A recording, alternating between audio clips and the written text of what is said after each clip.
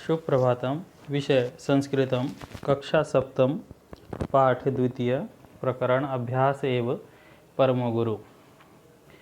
पिछली वीडियो में हमने इस पाठ के अभ्यास को पूर्ण किया था। आइए आज हम इसके व्याकरण के भाग को पूर्ण करेंगे।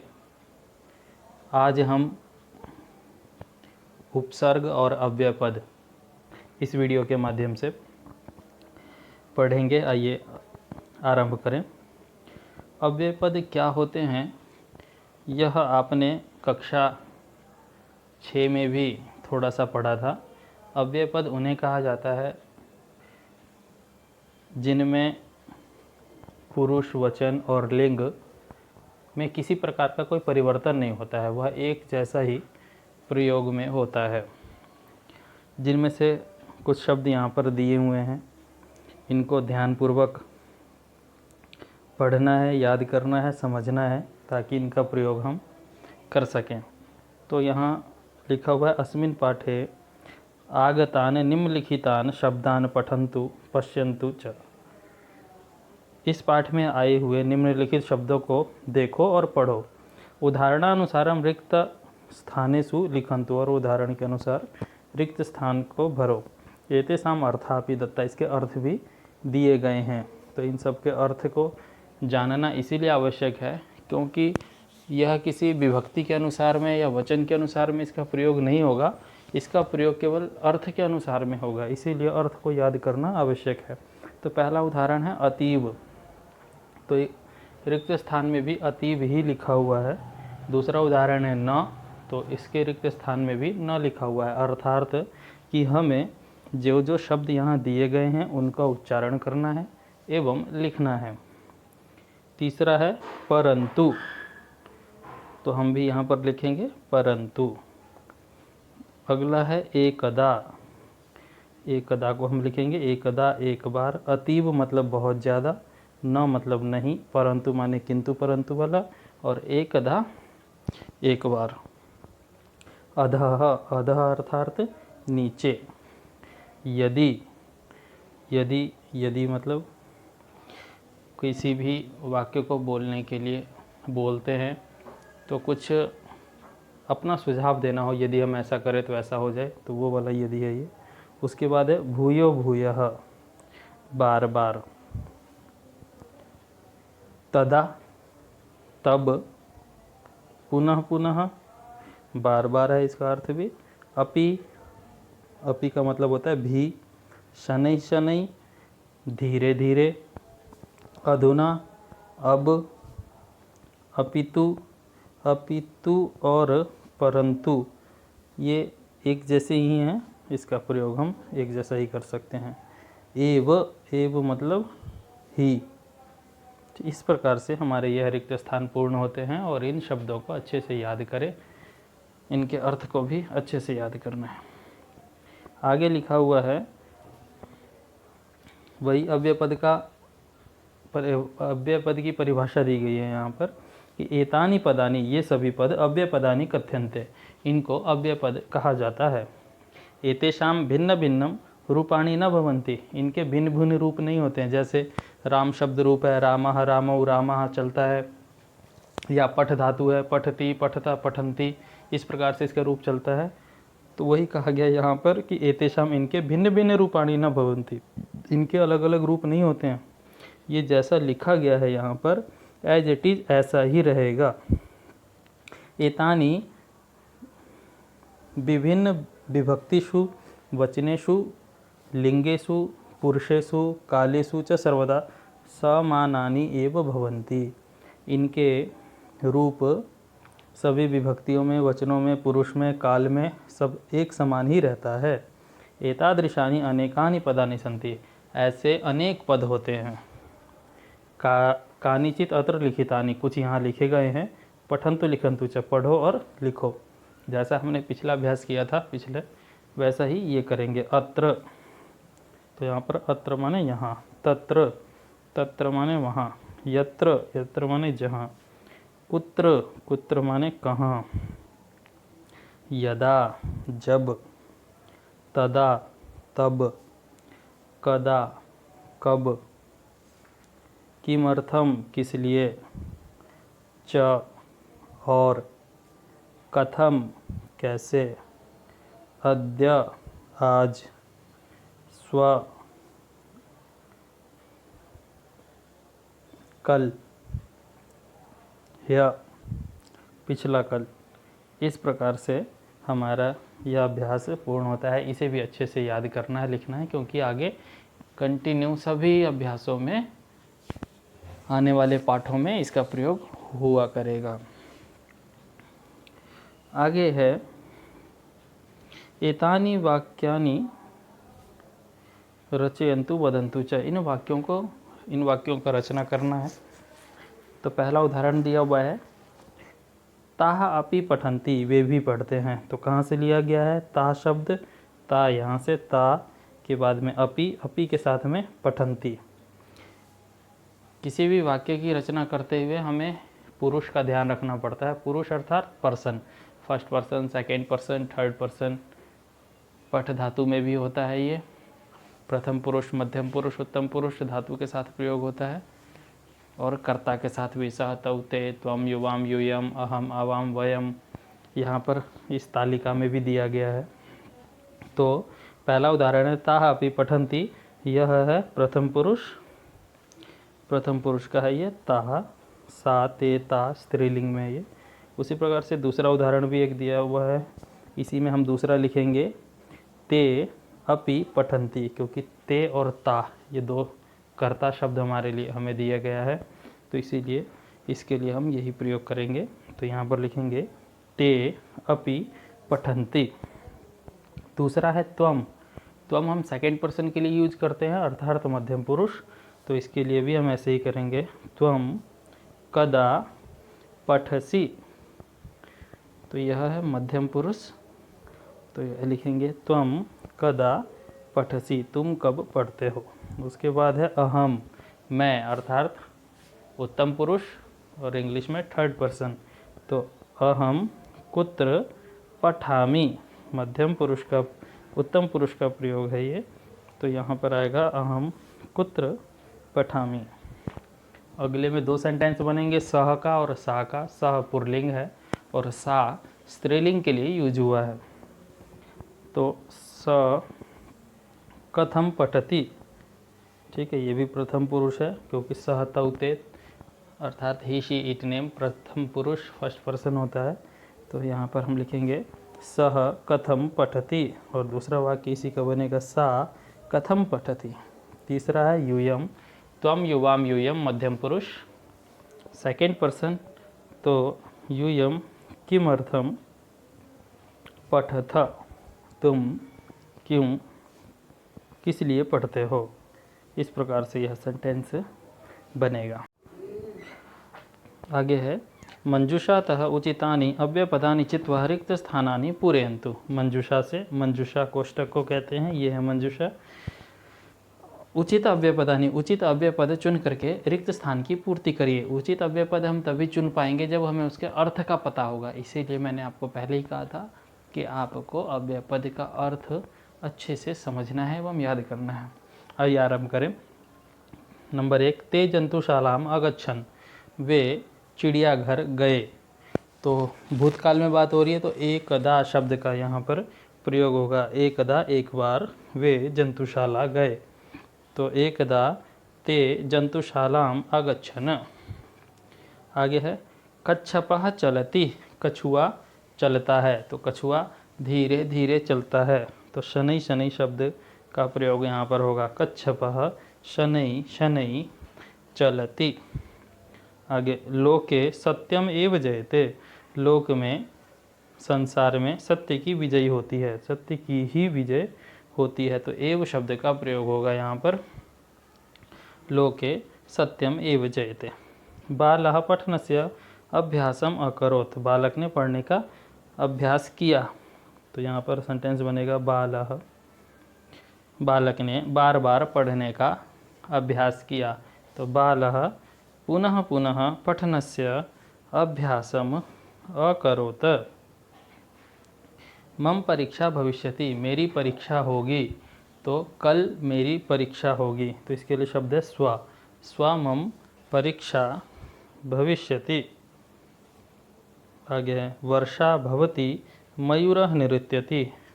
तो हिंदी में हम इसका वाक्य बनाए, जब वर्षा होती है तब मोर नाचता है। तो यदा वर्षा भवति तदा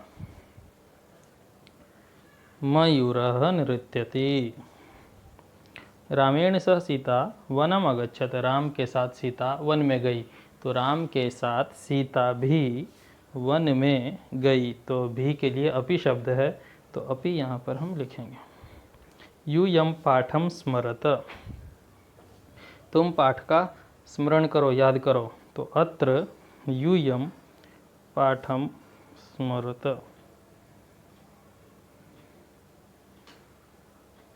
अत्र अथवा अधुना दोनों ही शब्द का हम यहाँ पर प्रयोग कर सकते हैं। त्वम पठसी, तुम पढ़ते हो, साथ में क्वेश्चन मार्क है, तो इसीलिए कदा शब्द का प्रयोग होगा, तुम कब पढ़ते हो। इस प्रकार से हमारा यह रिक्त स्थान पूर्ण होता है। आइए, अभी तक हम अव्यय पद देख रहे थे, अब उपसर्ग पर नजर डालें। उपसर्ग किसे कहते हैं, ध्यानपूर्वक आपने समझना है। उपसर्ग आपने हिंदी में भी पढ़ा होगा, हमने कक्षा 6 में भी इसका अभ्यास किया था। उपसर्ग और प्रत्यय, उपसर्ग उन्हें कहा जाता है किसी भी शब्द के वह शब्दांश जो शब्द के पहले लग करके उसके वाक्य में परिवर्तन कर देते हैं, अथवा शब्द की विशेषता को बढ़ा देते हैं, शब्द के अर्थ में परिवर्तन कर देते हैं, अथवा उसके शब्द की विशेषता को बढ़ा देते हैं। तो आइए ध्यानपूर्वक देखते हैं। पठन्तु अवगच्छन्तु च, पढ़ो और समझो। विस्मरति, वि अलग है, स्मरति अलग है। उपहासम, उप अलग है, हासम अलग है। निर्मितवान, निर प्लस मितवान। आगत्य, आ प्लस गत्य। विचार्य, वि प्लस चार्य। प्रतिदिनम, प्रति प्लस दिनम। प्राप्तवान, प्र प्लस आप्तवान। नीचे लिखा है कि अत्र वि, उप, निर, आ, प्रति, प्र इत्यादि शब्द उपसर्ग इति कथ्यन्ते। इन शब्दों को उपसर्ग कहा जाता है। एतेषां प्रयोग पदानां प्रारंभे भवति। इन सब का इनका प्रयोग पद के आरंभ में होता है।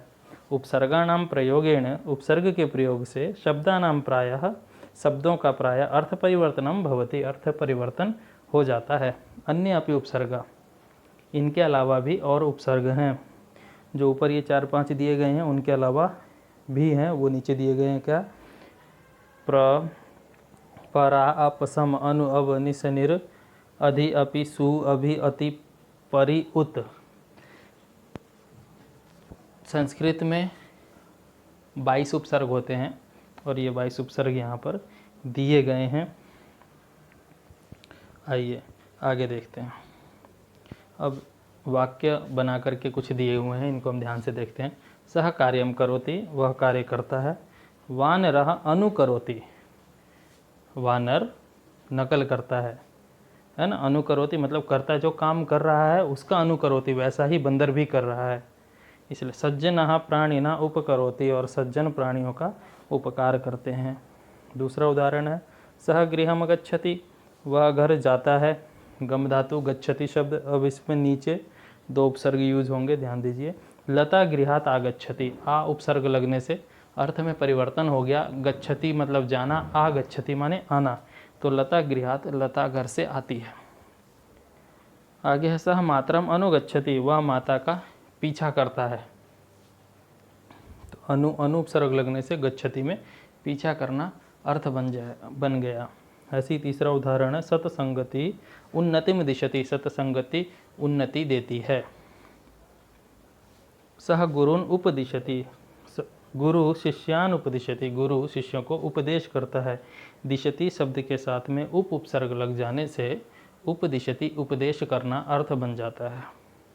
सह बालान आदिशति, वह बालकों को आदेश देता है।